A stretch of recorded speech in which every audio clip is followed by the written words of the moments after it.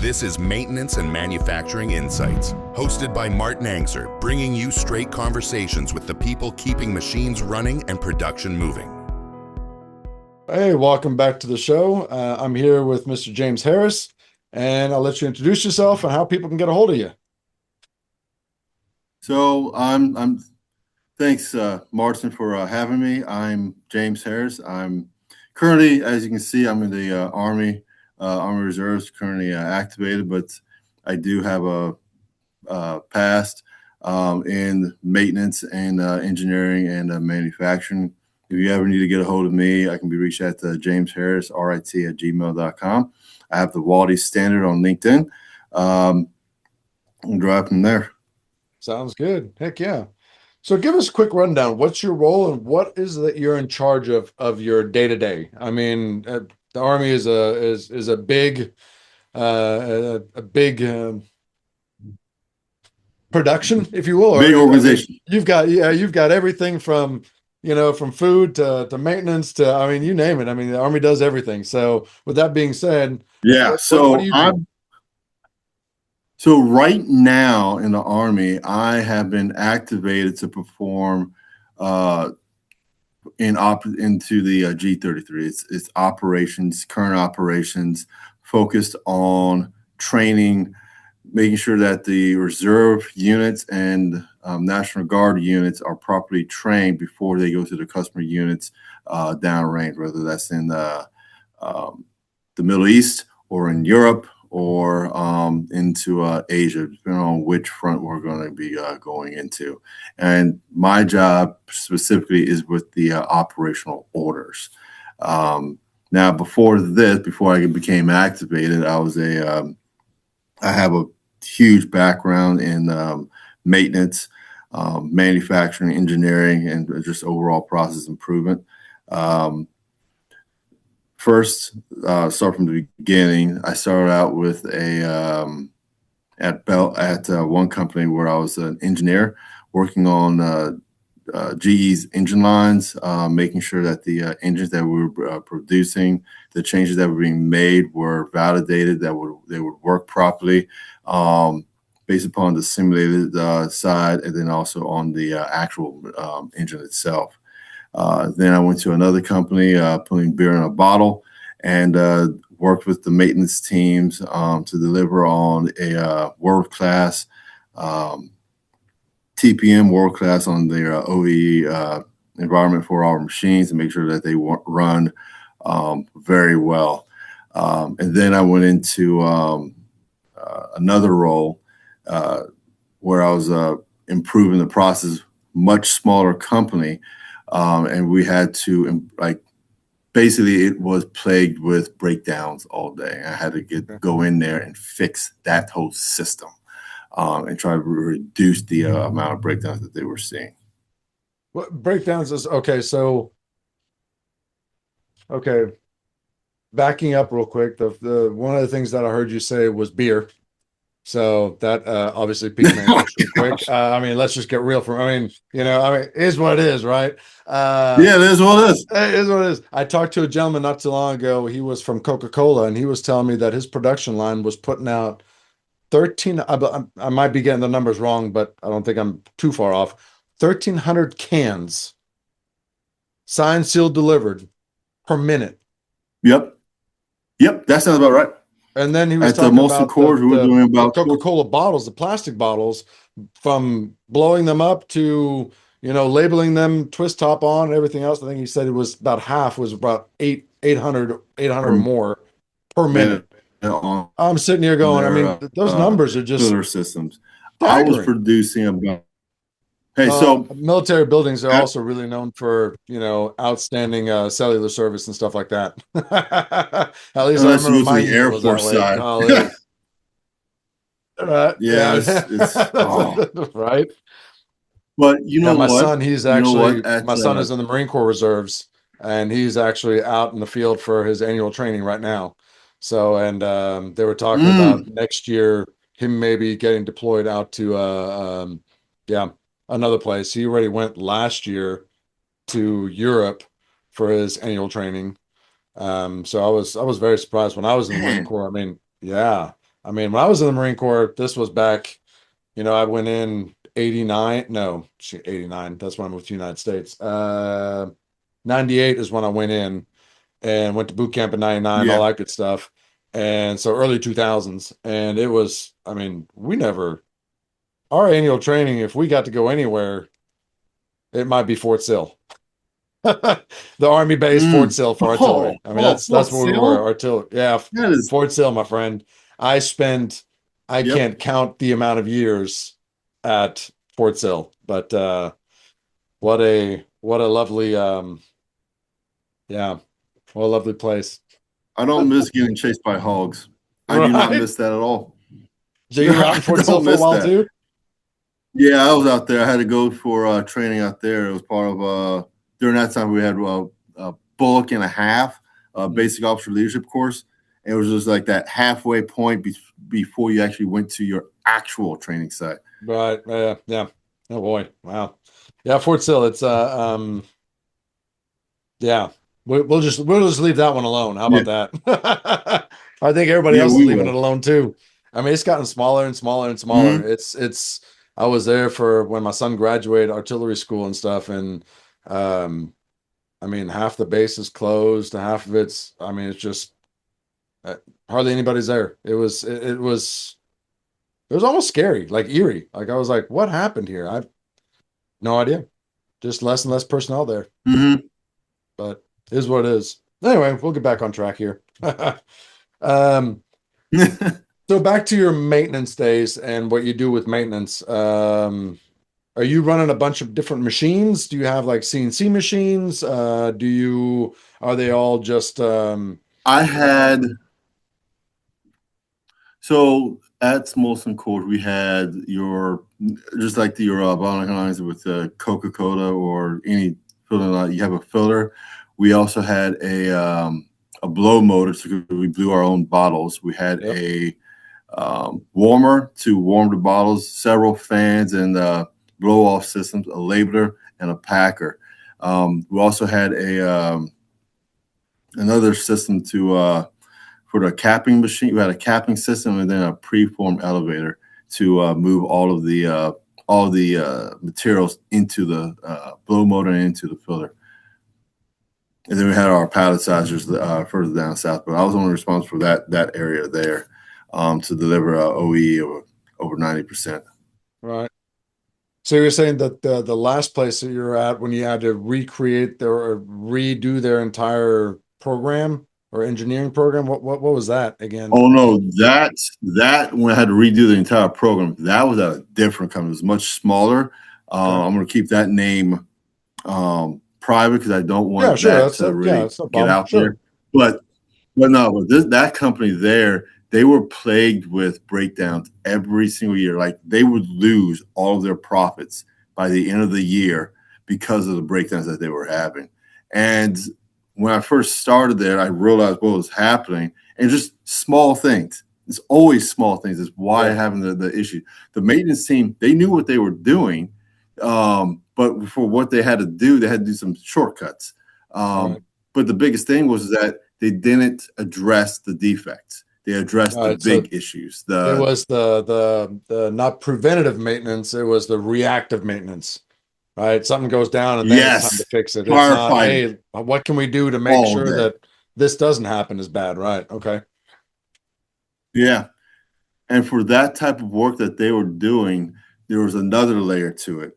Quality was in charge of verifying that the work was being done properly. And most of the team on quality didn't know maintenance or how to actually work through maintenance or how to verify that the motor was installed correctly or whether too much grease was placed into the motor. They didn't know what to look for.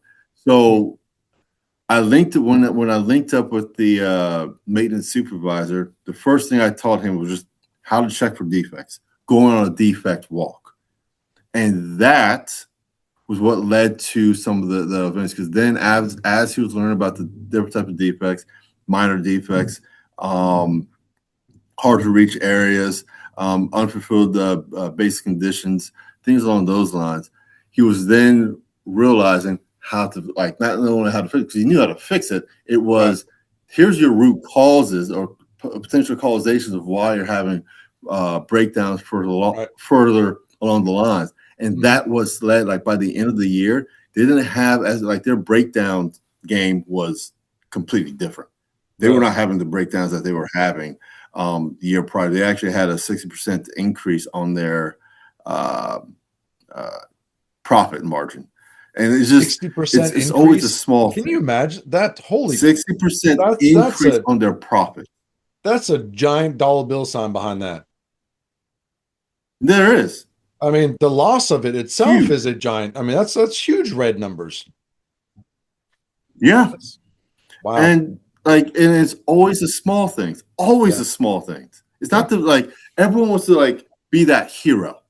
Like, oh man, you saved the day. You spent 4 hours fixing that problem. You really fixed it. It looks great. We're running for about 3 hours. No stops. Great. Good job. And not realizing that it was just a little screw, one missing bolt that caused that machine to just fail the way it did. It happens. Small things. So I remember. Yeah, that's what I was about to ask you. What's one of the worst equipment failures that you've had or ran into with with downtime and everything else? And what'd you do? How'd you fix? How were you the hero to fix that? Speaking of the heroes, right? Yeah. So, one of the worst. There's several worst ones that I've managed, and I'm gonna pick the one where it's like we had a conveyor belt, a horseshoe conveyor belt, and it would break 2 to 3 times every single week. We knew the root cause. Root cause was the ink it was getting onto a conveyor belt, and then the ink would dry. It would then make the conveyor belt very heavy, and then it would just break 2 to 3 times. So it was we knew it was the ink. We knew it was leaking, but we couldn't fix it by just simply moving the ink, fix the print head because it's still gonna leak. Right. So instead, with this huge conveyor belt, we went with an engineering design. Okay. And that engineering design, basically, not the whole conveyor belt was being used to move these cases of beer around. Instead, you only need about 13 inches of it. I worked with the current vendor who actually made the machine, and then I will also outsource it to another vendor. Okay. And it compared them. And this is important because one vendor gave me the cheapest route, and then another vendor gave me a more expensive route. Right. Normally, everyone picks the cheapest route. I picked quality over money. Yep. In this case, the reason why I wanted to do that because I did not want it to fail again. I wanted to eliminate. It costs some money every time it fails. Right. Yeah. Yeah. It's 2 to 3 hours of downtime for each time it fails. If you can measure that. Yeah. 2 to 3 times for 1,300 per minute. Mechanics. I mean, you turn per hour. That's I mean, that's huge quantities. Money. Yeah. A lot. That's huge. Yeah. Huge. And when we got that new conveyor belt installed, it disappeared overnight. You didn't see that failure occur. And then any type of potential leaks, we protected that conveyor belt completely. And all you can see was when that ink started to spray the cases with its with the values on there, with the barcode number, you could literally see all that ink just went straight down to the floor. All of it. And it was in piles. That was about $45,000 of just waste alone. And that's on the floor, $45,000 of pure waste.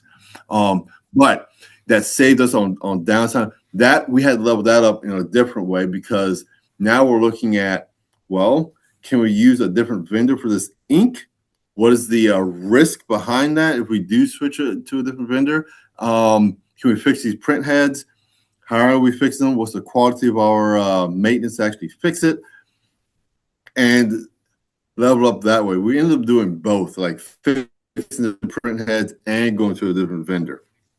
But you got to be careful with that because when one vendor finds out that you're not buying their ink anymore, they're going to blame the new process that you're using, even though it's cheaper. But it's still working, it's still efficient.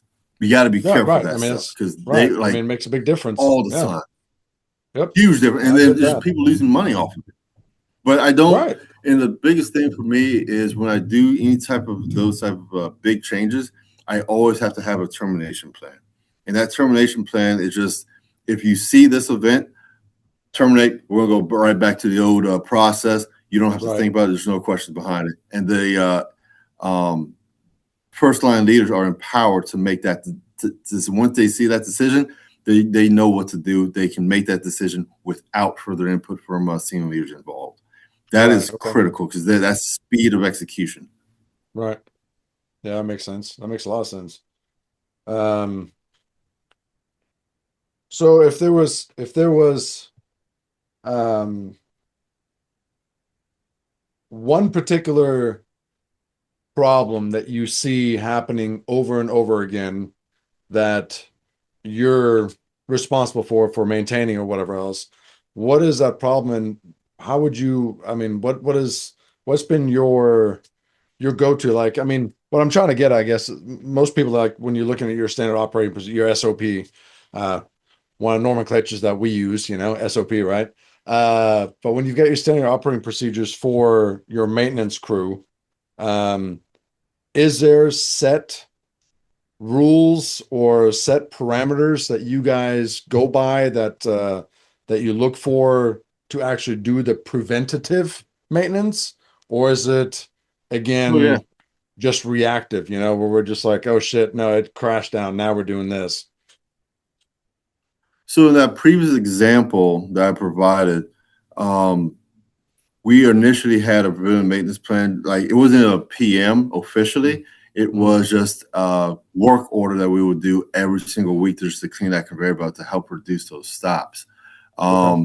But when we have something a little bit more advanced, we'll go through a breakdown analysis tool and put together, find out what the root cause is, to go through your whole 5W2H or 6W2H, 5Y, wear analysis, various analyses to figure out what that root cause is, or root causations.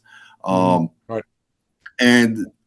put together, and yes, we will put together, or we'll either add a PM, we would adjust a RCM or reliability centered maintenance, or we'll look into try to outsource it to like a CBM, depending upon what those what that root cause is. Sometimes you have to purchase an engineering retrofit in there, or we have to go through like you said, like PMs. I remember one where it was just a PM. We had to, like, on my labeler, my cutting tool was not getting cleaned properly, and we had to purchase new tools. We had to create some CIL, some clean inspect lubes, and install some center lines into that system. And we also added the PM schedule to it, so then everything flowed together. Right. Now you can say that, well, the CILs was redundant with the PMs, but at the same time, like, the CILs are just a guideline of what you need to do. Here's your guide. I can clearly see what they did and didn't do. I personally like seeing the PMs because I can see what they did. I can see that, and then when I walk by, I know whether they did or something or didn't because of the amount of rejects that they're seeing. Or in this case, if I see a lot of wasted cuts, I can see that in there as well, just by walking around and doing my my gimbal walks. So when you're talking about cuts and everything else, is this part of a CNC machine, or is this something completely different? Oh no, I don't. There's no CNC machines. No CNC this is so. Okay. So when you run into your issues or whatever else, do you with your machines, do you usually have your crew that does all the repairs or all the maintenance on that, or do you outsource some of those things? It depends on the capability. Like OEM, hey, if this machine goes down, I call it's been of the team. So at like most at the Molson cores, They do everything. All of the knowledge and skills was on the team.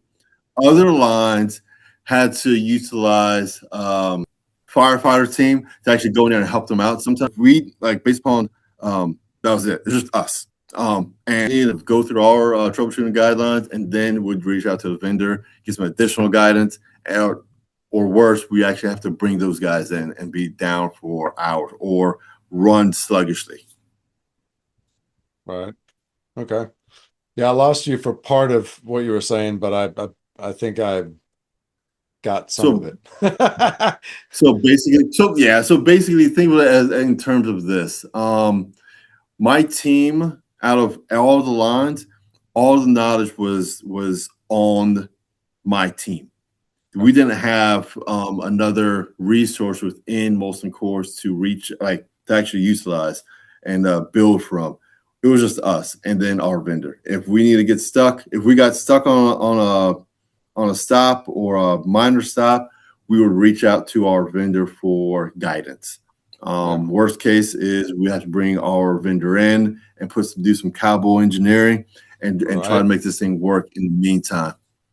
Hey, nothing that a little WD-40 and duct tape can fix, right? Yeah, you know what? Duct tape. You know what? Sometimes you may have experienced this yourself, Martin, but there's times when that cowboy engineering outperforms the actual fix.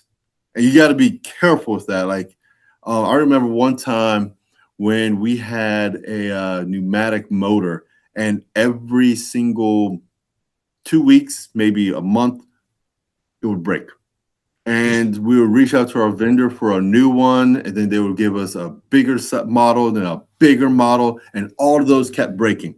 While we're spending $20,000, $30,000, $40,000 on these motors, they're just kind of doing a study on us, trying to figure out what does and doesn't work and fix their engineering designs, so then they can sell it to the next customer with a better design. Right. What we had to do was we got we went to our we went inside of our supply room, got a different motor to have pressure to get the air pressure, to convert the air pressure from plant air to a vacuum, and it worked. And it provided it didn't break or anything. That's been in there for about 5-6 years, no issues. I was about to cowboy engineering, but it worked. Yeah, talking about cowboy engineering, again, Marine Corps here, right? I'm pretty sure that all of our Humvees still had the Army star on the doors.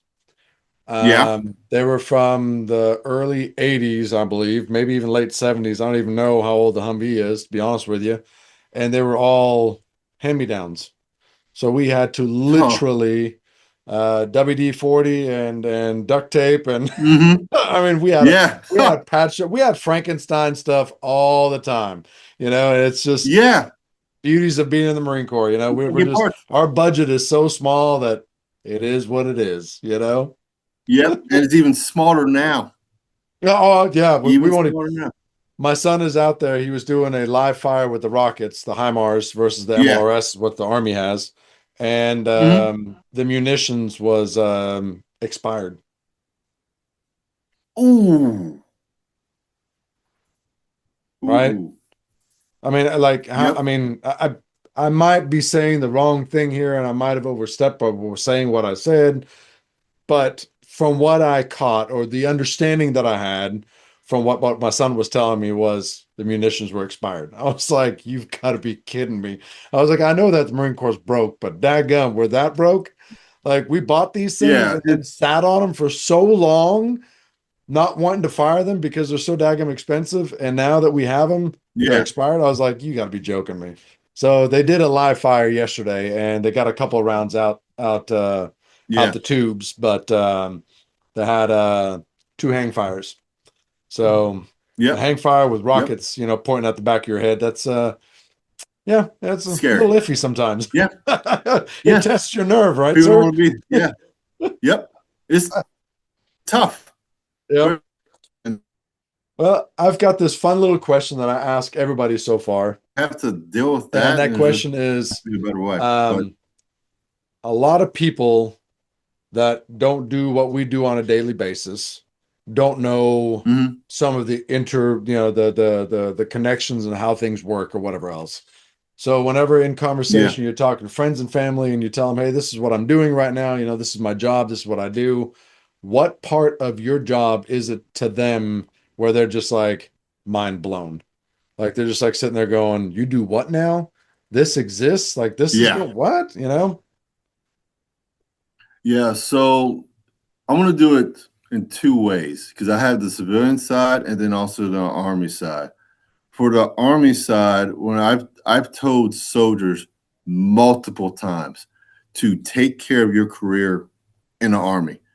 A lot of the stuff that they do in the military has direct correlations to the civilian side. So you're doing like risk analysis. Guess what? You got safety personnel doing risk analysis. You got operations doing risk analysis, doing safety briefs, putting all that stuff together. Guess what? They're getting paid over $100,000 to do that work.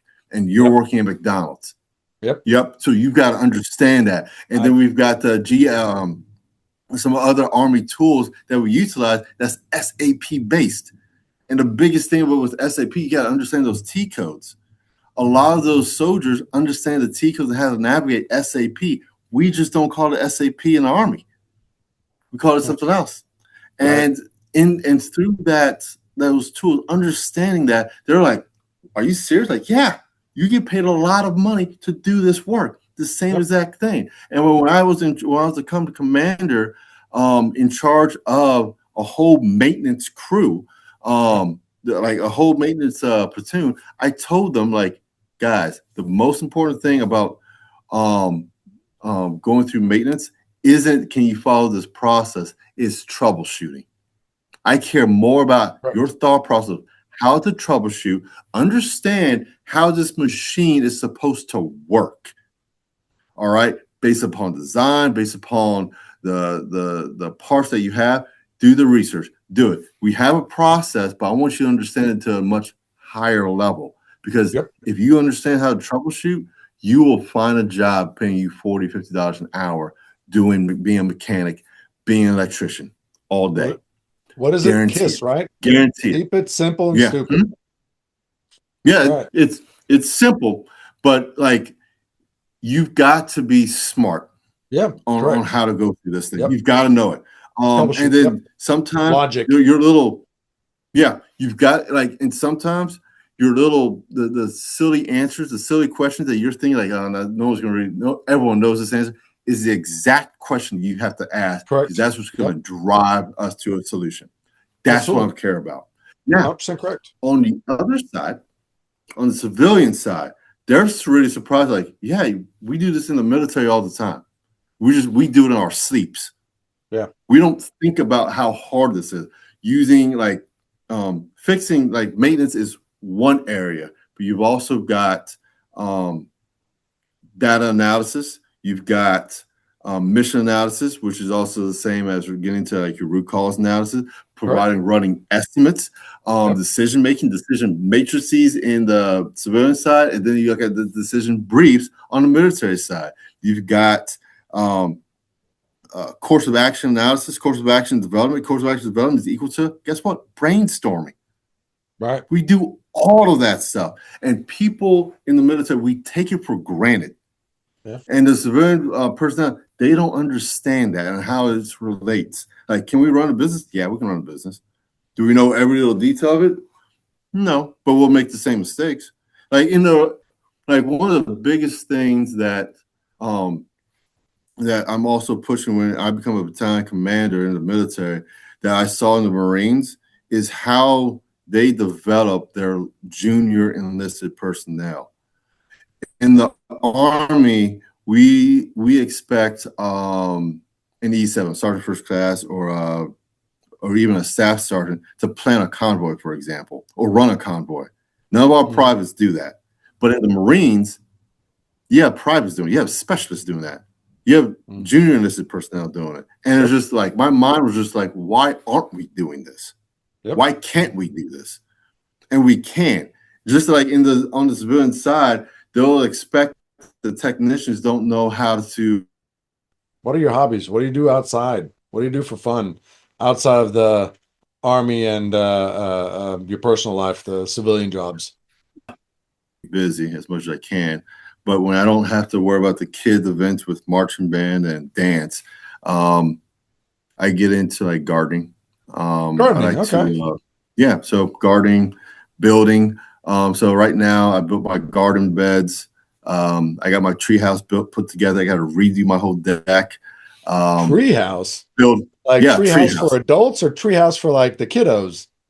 Well, the kiddos used it for a couple of years, and then it became more for the adults. So, got to do some conversions on that. And Right. then That sounds like it. Yeah, I got to right now. I got to build a pond. So, not a pond, but like a waterfall. Yeah. Is that going to be above ground? Because I'm trying to keep it underneath a tree, but I may have to cut down that tree. I'm not. I don't know yet on that. I'm just kind of playing around because if I do cut it down, it's gone. Oh yeah, and I also absolutely. like to cook. I like to grill. I like to cook, not master chef or anything like that, or master griller. But I do. I can throw a grill on, and just I enjoy cooking. Right now, I'm trying to get myself more into plating the food so then it looks more appetizing and then just clean. But yeah, that's what I enjoy doing. My dad was a big cooker griller. He really enjoyed it. Every time we went somewhere. We like to do a lot of traveling, so whenever we traveled to new places and whatnot, he was always curious. Hey, what are you making there? This, that, and the other. And every once in a while, he would try it back at home, and of course, it was not quite the same. Sometimes it was really good, and sometimes it was just a giant failure, flop. But it is what it is. So he enjoyed it. I absolutely hate and despise cooking. I don't like cooking. I'll do it just because obviously we have to eat. But I am not a cooker. But I love food. I mean, that's my biggest vice. I freaking love to eat, man, and it's just gets me in trouble every once in a while. These days now, I'm you on a use AI constant diet to help you cook. Yeah. You're a what?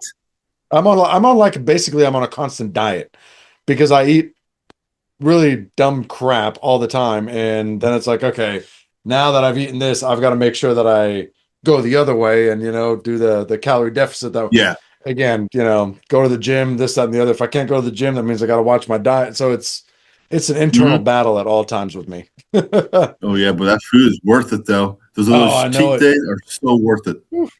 Well, I'm about to go to Germany. And you about to go to Germany?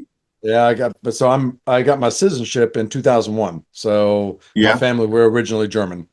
So we moved to the United States back in '89.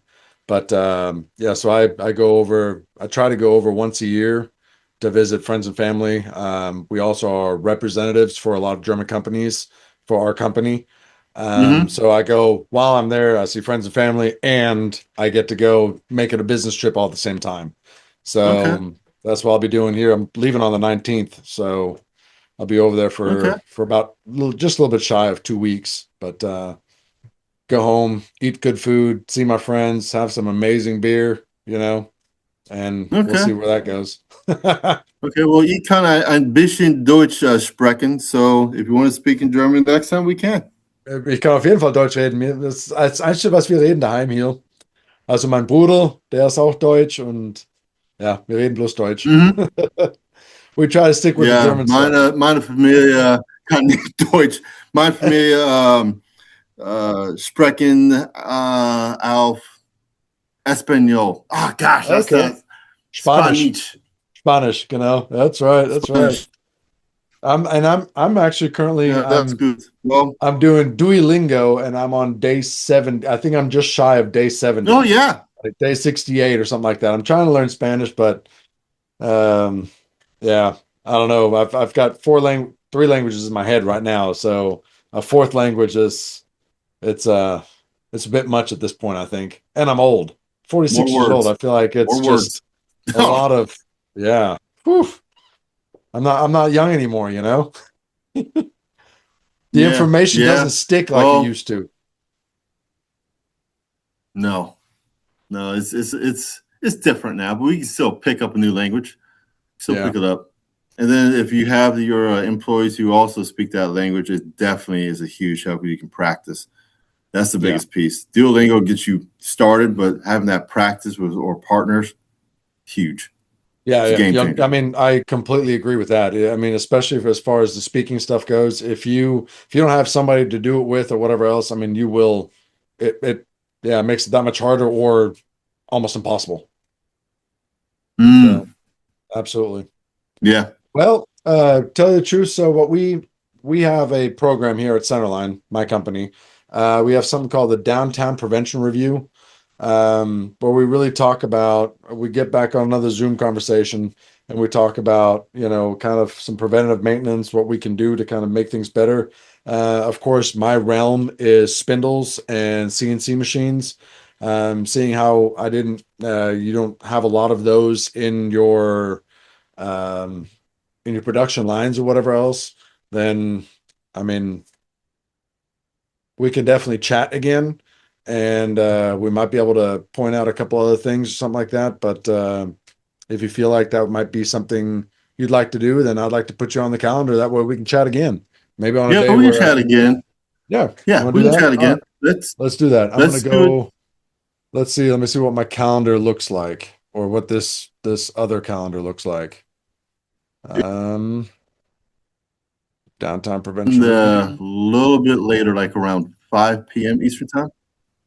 Okay, let's see. Yeah, I can probably do that. I'll do that from my house at that point. So 5 p.m. Eastern time, that would mean I'm an hour. 6 p.m. Central Standard Time. Yeah, that's 6 for me. 4 p.m. Something like that. You're an hour ahead. So if you're an hour ahead, I'm an hour behind. So if you say 5, I'm on Central. Yep, I'm on Central Standard Time right now. Oh, well, hell, if you're Central Standard Time, then we're the same time. That makes it even better. Oh, okay. Yeah, so let's do we can do that if it's in the evening, I can do whenever. I'll be at my house by that point. So let's do Wednesdays are usually, so I'm a caretaker for my mother right now. She's 80 years old. So how about on Wednesdays is usually my free day. When I say free day, right? Like there's actually a free day. But let's do, of course, this thing only goes to 340. Can we mark down 340, but we'll actually meet up at, okay, you said 5, right? Yeah, so let's do a calendar invite. Yeah, let's do a calendar invite. Let's see. I'm gonna do a calendar invite, and then we can switch it to another time. I'll ask my crew to get that fixed up to a different time, whatever thing. So, okay, now that I've got you still on here, let's do one last thing. Let's do the screenshot, which I've managed to fuck up multiple times. So, so this time I'm gonna try it one more time. In 3, 2, 1, here it goes. That was it. Hopefully I got it. I think it's there. I don't know. We'll cross our fingers that I didn't fuck it up again. And other than that, I will send you that calendar invite. It'll say 3:40, but again, I'll talk to the team and see if we can get that changed to 5 o'clock Central Time. Sound good? Yeah. 5 Central Time. Thank you. On Wednesday, right? Next Wednesday. Yep. That's Wednesday, June the 17th, right? That's fine. Got it. Okay, that's what I'll do. All right, sir. Don't have too much fun today. Keep your soldiers in line. Have fun with that. And we'll chat then on Wednesday. Sound good? Yeah, sounds good, Martin. Thank you for inviting me. You bet. Take care, James. Ciao. It should be a different uniform by then.